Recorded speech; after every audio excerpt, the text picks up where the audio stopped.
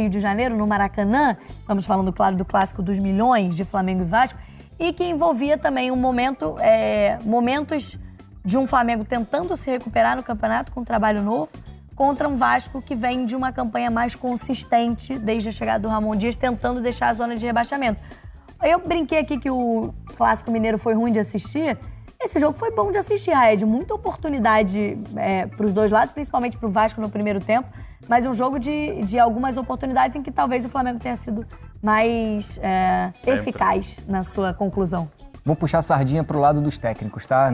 Para essa resposta. Claro. A gente teve um confronto de um super renomado técnico argentino, o Ramon Dias, contra o melhor técnico da geração brasileira, que é o Tite. Sim. Então, são times com estilos bem próprios. Já o Flamengo já tem o início de DNA do Tite, um time estruturado, um time seguro, contra um Vasco que já tem ali o modelo de jogo do Ramon Dias. E aí, quando você coloca um duelo desse, um clássico desse nível, com dois treinadores que sabem o que pedem, sabem o que pedir para os seus jogadores em campo, os caminhos eles se abrem. Foi um jogaço e eu queria chamar a atenção para um duelo que foi espetacular o jogo inteiro. Verratti e Fabrício Bruno. Inclusive, eu achei ótimo, porque durante o jogo eles se provocaram, tal, que imagens dos dois ali. Tem uma hora que parece que vai começar uma luta de greco-romana, né? Que os dois encostam a cabecinha. Você fala, o que tá acontecendo? E no final do jogo se cumprimentam. É isso, é uma provocação dentro de campo. Acabou o jogo, acabou. O jogo é mental também, o jogo é mental. O jogo é falado, você tenta ganhar do seu adversário numa provocação aqui, né? Mas o respeito acima de tudo, isso aí pra mim é a imagem do clássico. Um duelo muito bem disputado pelo Fabrício Bruno e pelo Verratti. O Verratti é um atacante de imposição física, bom finalizador. Fabrício Bruno, um zagueiro de velocidade. Disputaram lance a lance praticamente o jogo inteiro e no final do jogo a cordialidade de um com o outro, entendendo ali e respeitando o adversário. Defesaça do Rossi, hein? Eu quero já ouvir o Gonza também, que falou aqui sobre principalmente a questão da confiança desse Flamengo agora com o trabalho do Tite, com 2 resultados positivos. Vamos trazer informações dos 2 clubes, principalmente porque segunda-feira pós-clássico é dia de repercussão, é dia de provocação também, principalmente dos torcedores, mas é também um dia de repercussão de como a atuação e o resultado de um clássico repercute no dia a dia, principalmente nesse momento do Campeonato Brasileiro. Vou começar com as informações do Flamengo, que Letícia Marques já está também a postos para conversar com a gente sobre esse rubro-negro, que certamente sai muito mais feliz de um clássico em que sai com a vitória. E aí, Letícia, tem muito desse trabalho, acho que será bastante pontual e, claro, com muita cautela, de análise desse... Cara, mas não querem falar, não. O Gabigol, o Pedro, acho que deve ter ficado... Acho que ficou o primeiro tempo inteiro, acho que deve ter entrado ali quase na metade do segundo tempo. O Gabigol, ele fez mais que o Pedro o tempo todo, viu? Do que vai mudando no Flamengo a cada partida com o Tite, né? Já tem uma questão defensiva mais equilibrada. Nessa partida ele vem com a Arrascaeta como titular, faz a mudança, bota o Everton Ribeiro no banco, um jogador que ele já elogiou tantas vezes. Então, assim, aos poucos a gente vai vendo um pouquinho da identificação do Tite nesse time rubro-negro. Boa tarde, Camila. Boa tarde, Gonza. Boa tarde, Raed, todo mundo que está acompanhando. Eu acho que você já trouxe muito bem, né? Essa segunda partida do Tite já tem um pouquinho dessa cara do Tite ao Flamengo, apesar desse início de trabalho, pouco mais de 15 dias só, mas um trabalho que, como a gente já falou aqui em outros momentos, começou muito antes dessa assinatura do contrato, né? Quando começou a conversa, a comissão técnica do Tite já tinha começado a observar o Flamengo para já chegar com uma certa munição nesse elenco, né? Então, a partida contra o Cruzeiro, que foi a estreia na última quinta-feira, foi uma partida que traçou esses primeiros contatos assim da comissão técnica com o elenco inteiro, e agora essa partida contra o Vasco também. E curiosamente, né, Camila, acho que vocês já trataram muito bem, o Tite faz as mudanças nessas 2 partidas que são fundamentais para a vitória do Flamengo, né? Na partida contra o Cruzeiro ele mexe no Gerson, e nessa partida também contra o Vasco ele mexe no posicionamento do Gerson, e logo depois o Flamengo consegue encaixar ali, e a jogada do gol acontece praticamente na sequência dessa mudança ali do Tite, né? Uma jogada que começa com o Gerson e termina com o camisa 20 fazendo o gol, né? E só para pontuar um outro lado, o Tite brinca na coletiva, né?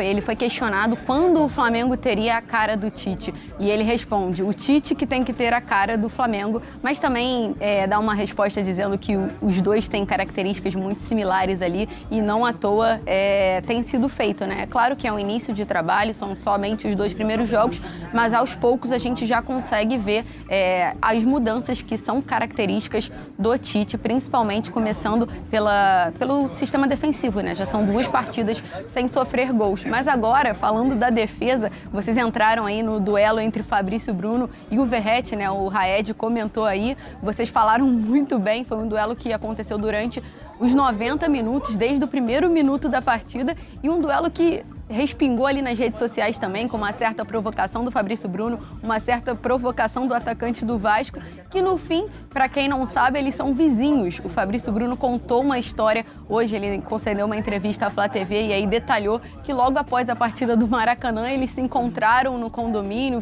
tiveram uma resenha, as famílias se encontraram, tiraram fotos e ficou aquele clima de paz. Ele até fala que o duelo é só dentro de campo, que tem que ter respeito e selar a paz, enfim. Eu achei muito curioso aí, porque as imagens foram emblemáticas, né, desse duelo entre o zagueiro do Flamengo e o atacante do Vasco. Como a Camila falou, eles terminam se abraçando, o que já seria simbólico, mas aí o Fabrício Bruno, numa entrevista, revelou essa curiosidade entre eles, que eles são vizinhos, então já tem uma certa relação ali. Vai, Raed. Então eu já entendi. Se quiser colocar a leitura labial aí, ele estava reclamando do som alto em horário inoportuno. Eu acho mais provável, tu fez um churrasco, não me chamou, né, final de semana. Percebi. Bem cocô o comentário desse rapaz, né? Agora, a resenhazinha ali que você não me chamou, né? Pô, não faz mais isso, Verratti. Deixa o Fabrício Bruno participar também. Eu não sei se dá mais trabalho jogar um clássico com contra outro ou ser vizinho, porque ser vizinho também gera uma rivalidade, dependendo.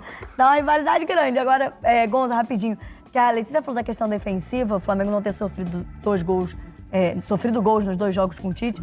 Mas ontem, acho que contra o Cruzeiro isso já tinha acontecido e contra o Vasco também, assim, não sofreu gols, mas chegou muito perto disso. Ainda não é uma defesa que afasta tanto o adversário. O adversário chega muito ainda ao gol do Flamengo, né?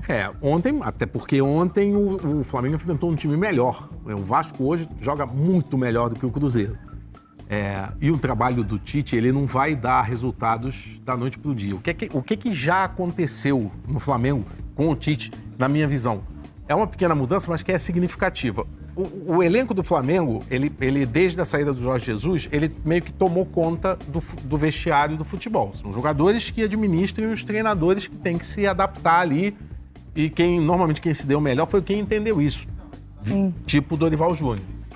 O Tite, me parece que ele tem um tamanho que ele vai estar começando a retomar esse controle, né? Tipo, quem é o treinador sou eu e eu que vou decidir, aos poucos, com muita conversa, com muita capacidade que ele tem de gerir grupos.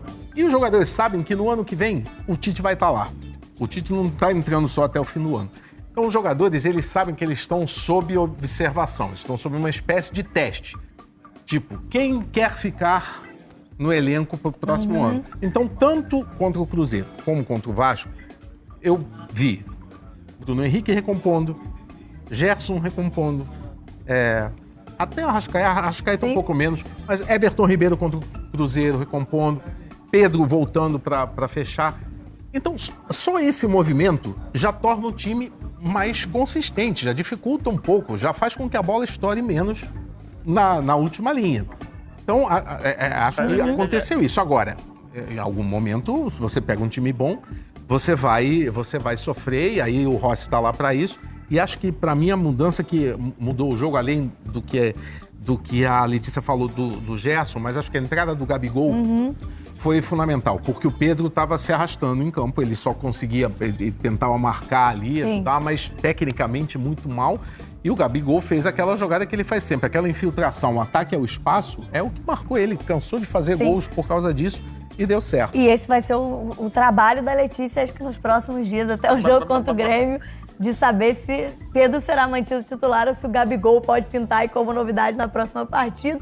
Espero que você traga informações pra gente nos próximos dias também, viu, Letícia? Até a próxima. Boa, Camila. Também espero trazer essa informação para vocês, obviamente, mas só para passar um pouquinho, né?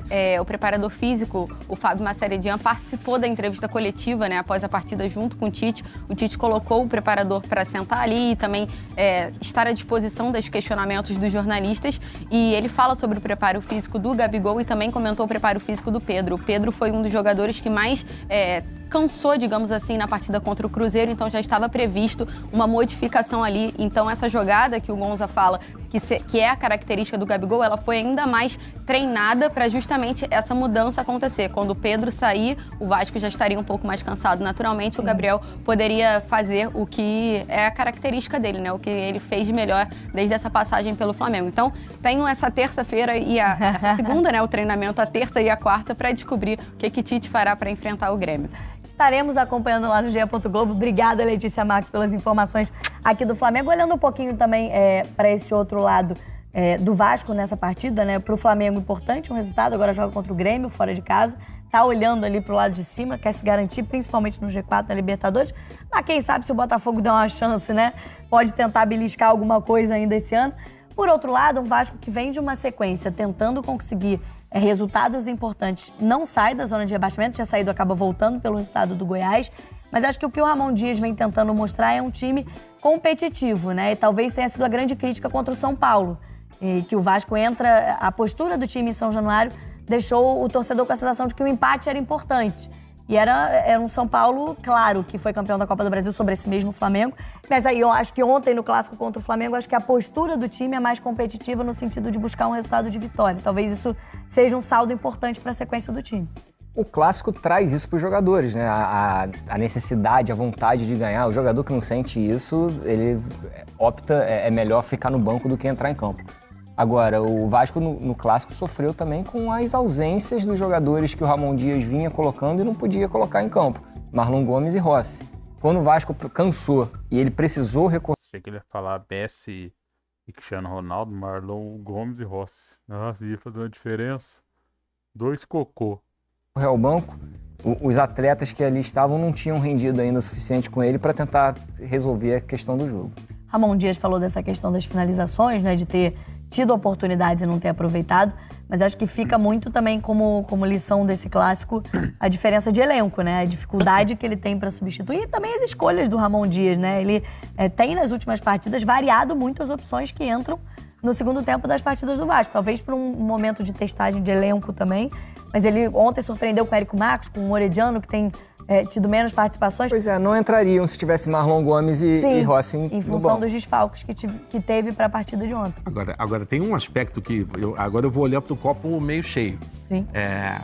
Assim, o que me chama a atenção é como o elenco do Vasco, que, óbvio, foi reforçado, ganhou experiência, ganhou qualidade, mas como esse elenco do Vasco responde rápido às ideias do Ramon Dias, a proposta dele de jogo. Por exemplo, ontem ele não precisou trocar jogadores, mas ele mexeu no posicionamento de jogadores, ele colocou o Payet e o Praxedes em cima dos dois volantes do Flamengo, o Thiago Maia e o Pulgar. Então ele matou muito a saída de bola do Flamengo. O Flamengo teve dificuldade porque esses dois caras estão bem vigiados. Botou o Peck com o Wesley, que são os dois garotos que correm, e botou o Paulinho, que é um jogador que muitas vezes é associado até à criação, botou o Paulinho para olhar o Ayrton Lucas, que é um jogador de um estilo mais pesado. E com isso, no começo do jogo, nos primeiros 30 minutos, o Vasco foi muito superior, muito superior. Poderia ter feito um gol, perdeu uma bola aí no Peck, que ele tentou cavar para cima do Rossi. Só que aí o time começou com muita intensidade, baixou um pouquinho o nível, o Flamengo equilibrou o jogo, mas só o fato de o Vasco, hoje, fazer uma mudança que deixa um adversário do nível técnico do Flamengo incomodado, né, fora do seu prumo, e de o Vasco não começar o jogo ali esperando, não, vamos ver, jogar por uma bola, não, o Vasco saiu para ganhar do Flamengo. Isso para mim... Por isso que perdeu. Porque se for para jogar desse jeito aí, meu filho, o River Plate na final da Libertadores quis marcar o Flamengo intenso. E que o time do Flamengo fica tranquilo, que os caras vão cansar. E quando cansar, meu filho, o revide é certo. Então, para jogar desse jeito aí, tem que ter muito culhão. Minha uma mudança de postura e isso me dá uma percepção de que o Vasco pode sair. Pode pra Pensando Série na B. sequência, Pensando na principalmente, no sequência, Campeonato Que Brasileiro. é impressionante. Para mim, eu Da olho Série para B. essa parte de baixo da tabela. Pensando na sequência da Série B. O único time que eu vejo fora do lugar que tem que estar é o Vasco. Acho que não tá jogando bola para estar no Z4. Mas vai levar essa luta aí até o final Vamos ver, mas... do Campeonato Brasileiro. Tem uma sequência importante de jogos que a gente vai acompanhar também nas próximas rodadas. Vamos fazer mais um. Galera, então foi isso aí, né? O fim de carreira aqui, falando, o Vasco foi muito superior. Superior é a Jovem Pan ganhando C de audiência, o animal. Muito superior. Sei que jogo que você viu. Tava assistindo Teletubbies aí, é um cão mesmo. É assim, o Vasco jogou bem. O técnico do Vasco, eu acho um cara bom. Esse Ramon Menezes aí. Por isso que o Vasco deu um pouquinho mais de trabalho. Mas no final o Flamengo atropelou, não tem jeito. Como diz aquela frase, o Vasco jogou como nunca e perdeu como sempre, né? Então deixa o seu like, se inscreva no canal para incentivar a gente aí, pra gente estar trazendo mais conteúdo para vocês, beleza? Até a próxima e fui.